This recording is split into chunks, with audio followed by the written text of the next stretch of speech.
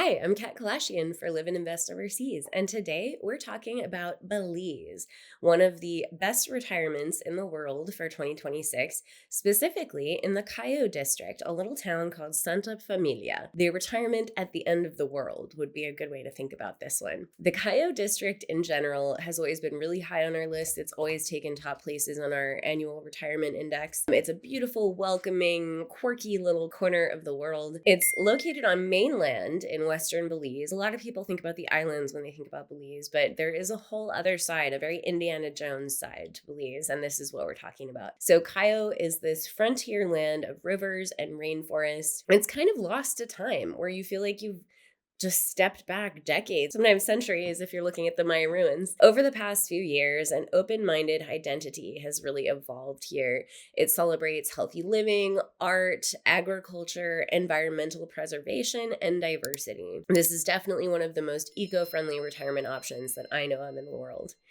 Cayo has not been inundated with corporate developers or daiquiri drinking tourists like some other places in Belize. It's developed very gradually over many decades, allowing it this atmosphere that's, as I say, completely unique in today's world. There's a population of just about 100,000 people here, and they're spread over quite a large area. The low population density might shock you a little bit unless you're from someplace a little bit rural, a little bit agricultural, but here are some of the best opportunities in the country, especially when it comes to exploring rivers, caves, mountains, tropical forests, wide open spaces, and nature at its absolute purest. It goes without saying, this is a nature lover's paradise. Expats and locals alike have made an effort to celebrate and preserve this natural beauty that exists here, and it remains untouched. So it's no wonder that this is one of the fastest growing districts in Belize. Well, it's the fastest growing in Belize for ecotourism and one of the fastest markets in this region for this kind of ecotourism. It's also a top choice for those who are thinking about embracing a self-sufficient lifestyle. Many people here have little homesteads. We like to think of them, little bit plots of land, a few animals, a few trees, kitchen gardens that offer a lot more than just basil and thyme. The people that are drawn here are adventure seekers, artists, nature lovers, and well-traveled creative entrepreneurs. The largest town in this district is San Ignacio, which we've covered quite a bit in the past. It's home to a little town square with a park and a little pedestrianized thoroughfare, which is home to a few boutiques, souvenir shops, tour companies, real estate agencies. The commercial core of the country, it offers a level of convenience that you really won't find elsewhere in Belize. Although you might find this hard to believe if you've seen it in person, low-key as it is. This is, however, one of the, as I say, the hubs of the country. Santa Familia, though, is another little village at the heart of this district, and it is perfectly positioned between the conveniences of San Ignacio, which is about 7 miles away, and the Mennonite commercial hub of Spanish Lookout, which is around 9 miles away. The community here is friendly, welcoming, very laid back, and if you're thinking about a sustainable lifestyle, you're ideally suited to this farmer's paradise. It's rich, fertile soil, plentiful rain, sun-soaked fields, and abundant orchards are the reason that many people set up their lives here. And with a community of just a couple thousand in this immediate area, this is really low-key village living. You're not going to be keeping up with the Joneses here. And that's the big draw for most people that love this lifestyle. It's the down-to-earth nature of this place. Nature, pun intended. It doesn't take long to become part of the community here, and it's a cozy little corner. Very quickly, you'll get to know all the little shop owners, the farmers, the school teachers, the yoga instructors, artists, your own expat neighbors, your own local neighbors. And whether you're planning to relocate full-time, part-time, rent, buy, start a business, get off the grid, maybe just go for a few months to relax for a while, Cayo in general and Santa Familia in particular is a really great option. So let's look a little bit deeper at why Santa Familia ranked so highly in this year's 2026 Overseas Retirement Index. So, cost of living. There will be an adjustment period, I will warn you, unless you're coming from an agricultural place back home. This might be a little bit different than what you're used to. You'll need to find where the best local meal is. You'll have to explore the markets, find your favorite produce vendor, find the guy with the chickens that you think lay the best eggs, kind of thing. You're going to want to venture away from the costlier restaurants, which are there primarily for tourists. So they might feel familiar, but they charge a huge premium. The quality of food isn't necessarily as good as it might be at the cost. And they really are catering to those daiquiri swillers. Not that there's anything wrong with swilling daiquiris. I'm a daiquiri lover myself, but these are the kinds of places that are really catering to those resort style tourists or expats. But when you're eating out here in the little family-owned restaurants that you'll save so much money eating compared to eating out in the States.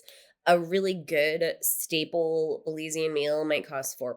This isn't going to be anything fancy, but it might be the best thing you've ever tasted. When I lived in Panama, I discovered that I absolutely love ropa vieja, which literally means dirty laundry. That's how attractive and appetizing it looks. But it is the most delicious thing. And you can get a giant plate of it with rice and beans for about $3 or $4. So same kind of thing. A staple meal here would probably be rice and beans with stewed chicken or some other kind of meat. It's filling, it's tasty, and it is very affordable. In Santa Familia, at the Humes family store, you can buy everything from groceries to hardware, household goods, furniture. This is how life is in Belize. You never know where you might find something, and it might be in the last place you thought it would be. You never know who might be selling what.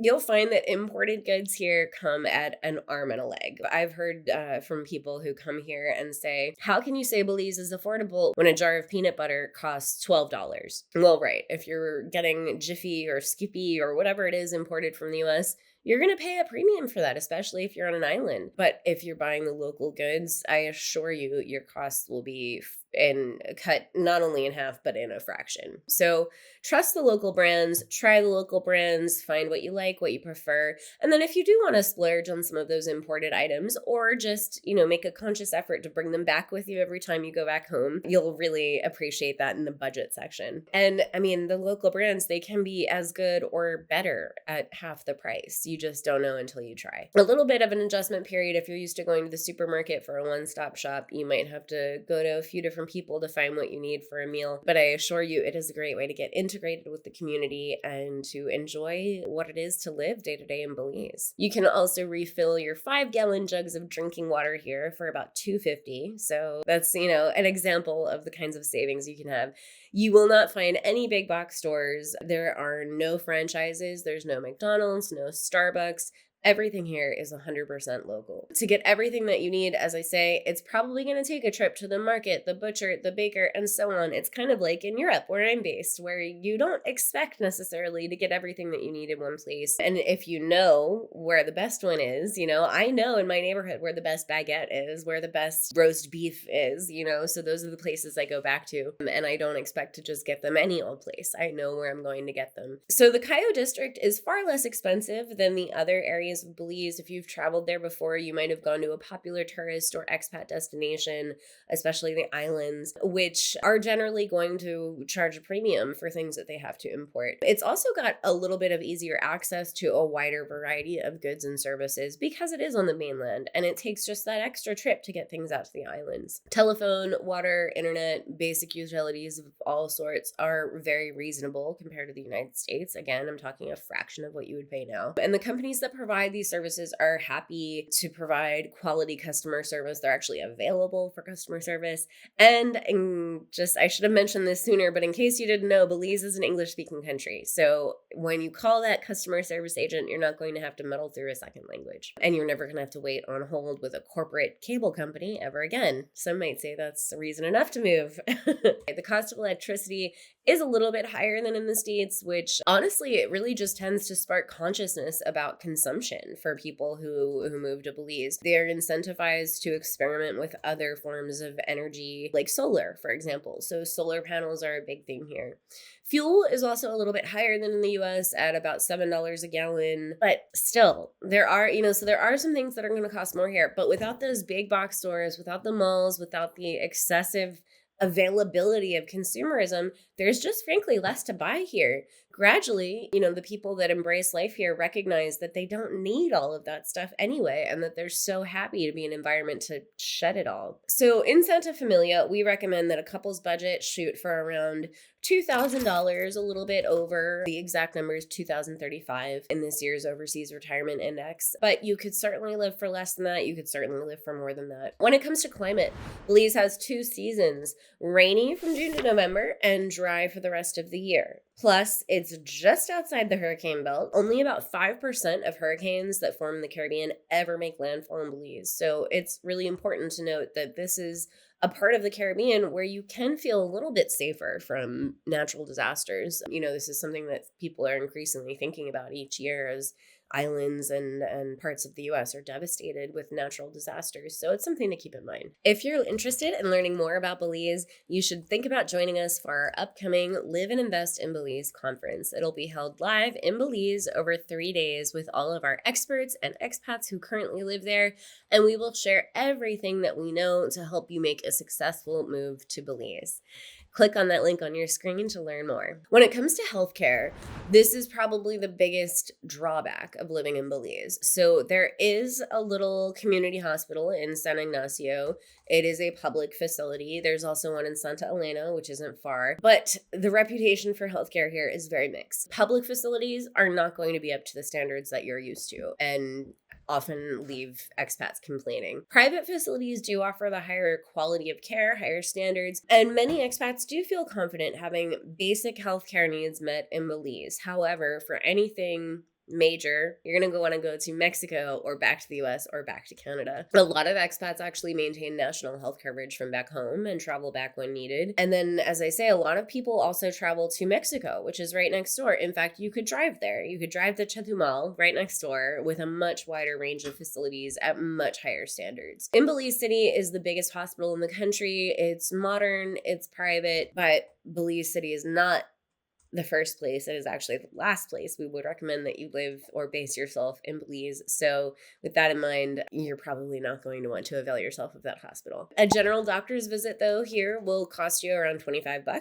A consultation with a specialist is around $35, and dental cleaning will be about $30. All of that said, the cost is great, undeniable, but we really recommend that you take health very seriously if you're looking at a life in Belize, especially in retirement or aging in place. If you are moving here, you should definitely avail yourself of a private insurance plan and make sure it's a policy that covers emergency air evacuation. Just in the worst case scenario, you'd be flown out to Miami easily. It's only an hour away by air ambulance. So I feel like that kind of takes away all of that anxiety as long as you have no pre-existing major health conditions. So when it comes to entertainment, I think you should get the idea now that Cayo is very rural, and its appeal lies in its simplicity. So there's no formal, organized cultural entertainment options here. Obviously, no ballet, no symphony, but not even a cinema. That's the kind of thing you might not think about. Even very mainstream forms of entertainment aren't available here. So what you will be able to take part in are some down-home events like community art shows,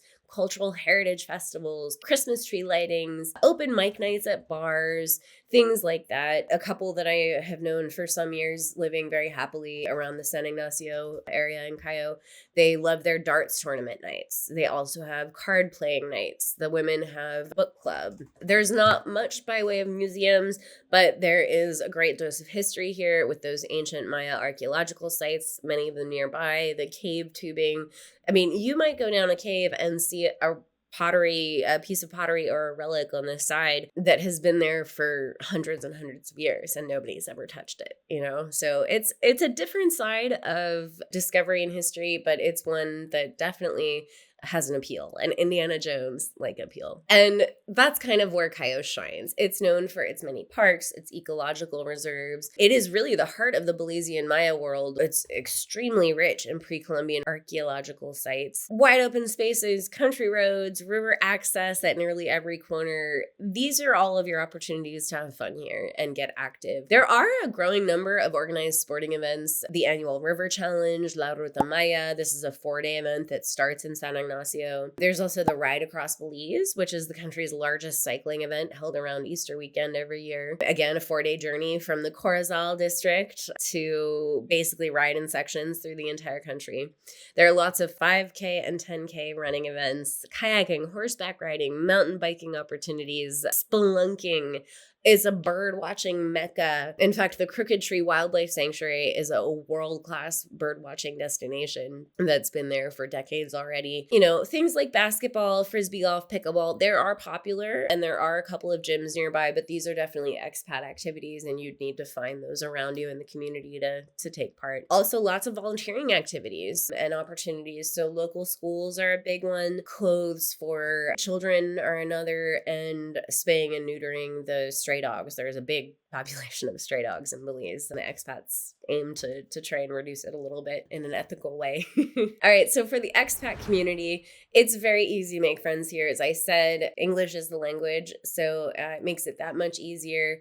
Locals and expats mingle very well. There's no cliquey sense here. The North American retirees are mostly the young adventurous homesteaders, but then there are also the Brits who served in the armies in years past. So it's a very diverse mix of people who have found their way here. Socializing and integrating into the expat community will come very easily. As I mentioned, all of those little casual social events are always on every week, whether it's the volunteer groups to women groups to hangouts in the local pub.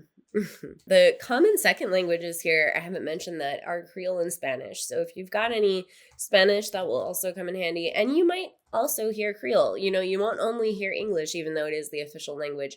You'll hear a good mix being spoken by the locals, but you really won't have any trouble being understood in English either. The infrastructure. All right, so I mentioned healthcare is the number one drawback. Infrastructure is the secondary drawback. So the internet in Belize is very mid-range. You might get about 50 Mbps for downloads. Electricity outages are not uncommon. The reliability of supply has improved over time, but, a good storm might wipe out that one cable that connects you to the grid. The last time I was there, internet was so patchy that there wasn't Wi-Fi coverage in certain areas. You had to have a little Wi-Fi stick that you brought your connection with you everywhere you go. That was a while ago, but if you go to a less populated area of the country, that might still be the norm. You're going to need a car in this very rural, very sprawling part of Belize, and it should definitely have four-wheel drive. Again, the last trip I was there, I was driving out with a friend in his pickup truck, and there are 4 highways in Belize, and they go like this on the mainland. And one of those highways led us to the home he was taking us to, and there happened to be a tree down in a recent storm, which meant a 2-hour detour on dirt roads, trekking around the highway, which is barely better than a dirt road at the best of times. So if this is the kind of lifestyle that seems adventurous and fun, then great. If you would be annoyed to no end by that kind of a detour and these kinds of outages, then this is definitely not the place for you. However, having said that, the roads in Belize are developing all the time. Plus, Belize is about as close to the US and Canada as you can get. You can even drive here if you're living in a southern state. The international airport in Belize City has plenty of direct flights to both countries. However, Cayo is about a 2-hour drive from Belize City where you would fly in. So it's a little bit of a hop, skip, and a jump. But that's kind of what you would expect to be able to get off grid.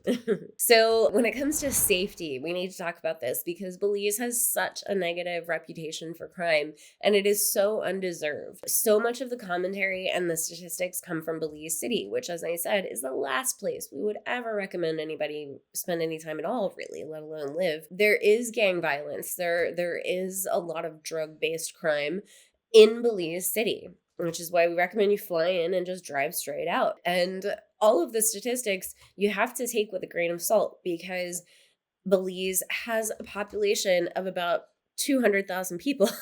So the statistics for per capita murders per 1,000 people is huge compared to some place with even 20,000 residents, let alone 1 million residents.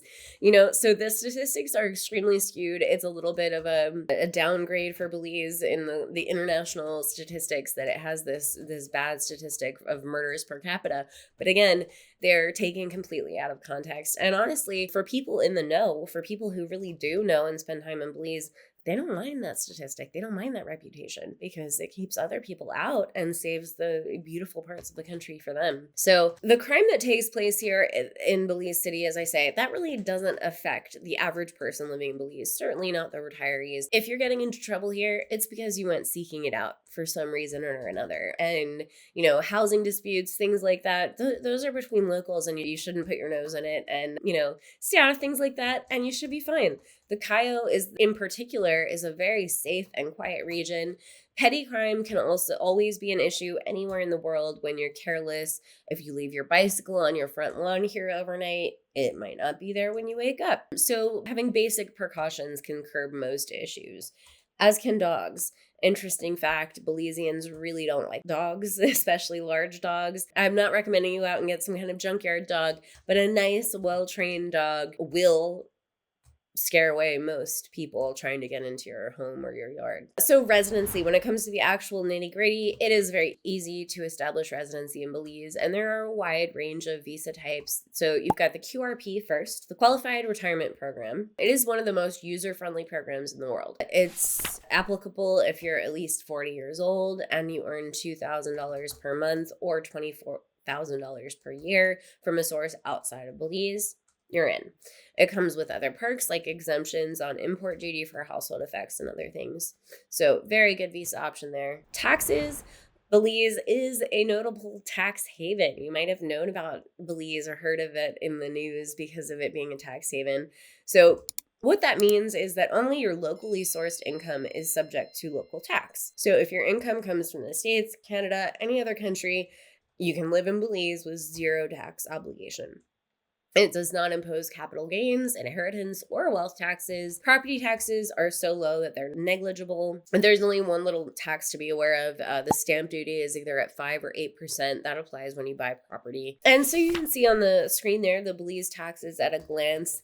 And there you have it. Everything you need to know about retiring to Santa Familia in Belize. In a nutshell, Santa Familia did win in our index this year. It is one of the top retirement locations in the world for 2026.